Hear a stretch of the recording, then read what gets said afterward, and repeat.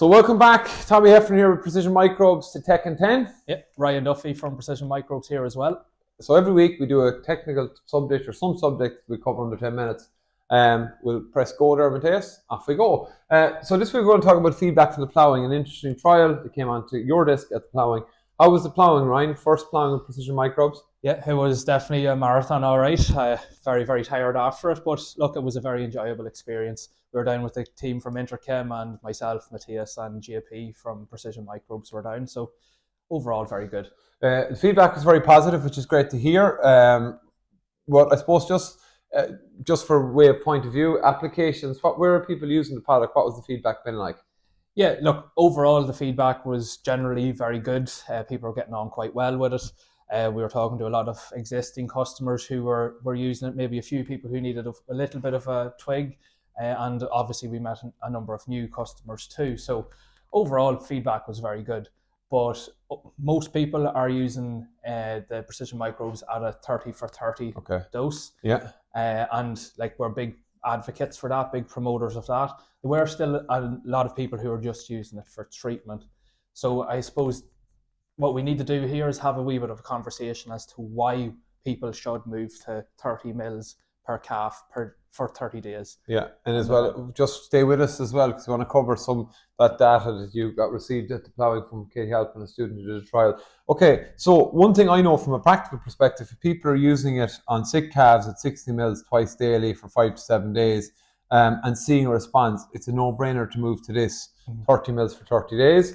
And obviously topping up during digestive upsets with 30 mils, and that's really important for 3 to 4 days. So you're giving that extra feed in the afternoon. 30 mils for 30 days. Mm-hmm. Why go for that? Well, I think there's a number of reasons for it. 30 mils, if we think of the concentration of the microbes we actually have in there, we have about 150 million microbes per milliliter. Okay. So you're putting in a loading dose of 4.5 billion microbes at 30 mils a day. On top of that too, why the 30 days? Rotavirus, coronavirus, crypto, all of these pathogens which impact gut health, most of those infections occur within the first 30 days of life. So we're trying to reduce the severity of these, trying to support the gut recovery, exactly. So that's why we're prioritizing as a vet.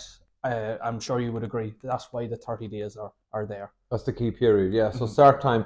So start time for the product, we often get asked in first milk or colostrum. It can be given. Yep.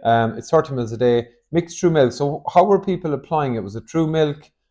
Yeah. Yeah, it was mainly through milk replacer that people were putting it in, and that makes sense. You know, we might only feed whole milk for a period of time, and most people were putting it into milk bars, as opposed to through automatic feeders or anything like that. So there's a wee bit of variation there. But again, it depends on what is available on farm. And then just in relation to if during digestive upsets, topping up with the extra 30 mils, were people doing that? How were people doing that? Sorry, were people doing that, the topping up? Yes, they were going up to 60 mils, which is essentially just an extra 30 on top of what they were already feeding. Yeah. Okay. So feedback was positive. What about long-term use then? People feeding it right up to weaning, which is a real kind of, you're into kind of health and performance, rumen development piece. We've done a lot, we've different trial work here, but we've done a lot of trial work looking at a lot of the extra growth rate comes towards the end of weaning. Was there people using that application? Yeah, surprisingly 20 to 25% of people were using it from birth up until weaning. And like we have a number of internal and external trial work done on the efficacy of that and how we can advance average daily gain, but no doubt rumen development also because of our postbiotics. And we've actually had a discussion around this in another Tech and 10 that will be coming out also. Automatic feeders. The feedback from automatic feeders that I've seen from the ground has been really good. People, what were you talking to farmers on that?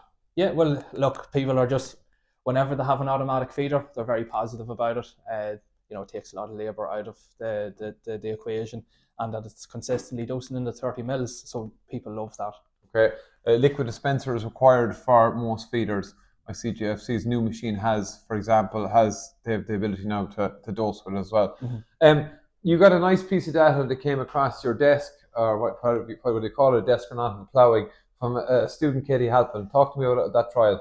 Yeah, so she was just assessing the differences in average daily gain between a control group, so calves that did not get Precision Microbes, and a treatment group, calves that did get Precision Microbes. There was 20 in each, and it was assessed from day of birth up until day 28.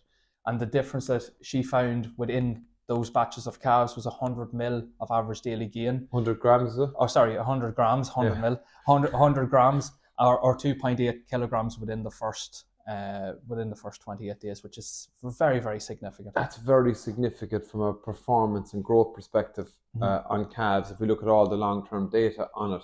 Now, I looked at the top figures. I know her mum, Carmen, she had sent me a message. I was in the UK, but I looked at the trial this morning. I just looked at that 100-gram figure. I was delighted. But you actually did a lot of statistical analysis on the figures as well, between males, females, birth weights, everything. So statistical significance on this. Yeah, there's statistical significance on all, which is fantastic. It's just great to do a wee bit more science, get a wee bit more reinforcement of facts that people are coming back with, and again, just strengthening trials. So there's definitely a lot to be positive here on. Huge. So I suppose we're looking, so that 30 mils for 30 days is kind of the anchor where a lot of people start. Of course, I'd love everyone to be using it long term, but this is where most people seem to be happy with it, 30 mils for 30 days. Yeah, if we can reduce scar, if we can get that out of farms and improve recovery, plus get a little bit of an average daily gain benefit as well, who's not all for that? Okay, that's good. That's good feedback. So let's take and 10 is just feedback from the ploughing. Ryan's prepping for next year already. Just in general, other companies are down at the ploughing, other things you saw, anything exciting in the pipeline there from an agriculture perspective? Well, yeah, we were in the innovations arena, so there was a lot of new ideas floating around in there. Definitely Pearson had a new pulsator. Dan Ryan had actually won the innovation award. He had some very interesting things for scanning cows. And then Alan Gormley, another vet with VetPal. There was lots of positive stuff in there. And of course, you were there with our new innovation, which you've been spearheading, which is coming in the coming weeks, which we're all excited about that. Hush, hush for the moment. Super, Ryan. That's great feedback. Thank you. No, thank you.